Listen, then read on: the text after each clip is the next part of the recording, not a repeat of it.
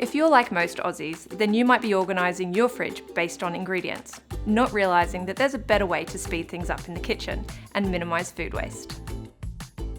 Here we have a typical family fridge, packed with a variety of food. The problem is that it's organised by ingredients, which makes it harder to visualise a delicious meal.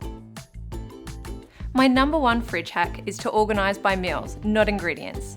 This will completely revolutionise your relationship with your fridge, allowing you to prep, cook and eat with minimum fuss. Meal kit delivery services like HelloFresh make this process even faster and easier. My second tip is all about having healthy snacks at eye level. While the bottom drawer can keep things fresh, you don't want all of your fruit and veg hidden out of sight. Prep your snacks in sealed containers and place them on the top shelf so they're right in front of you.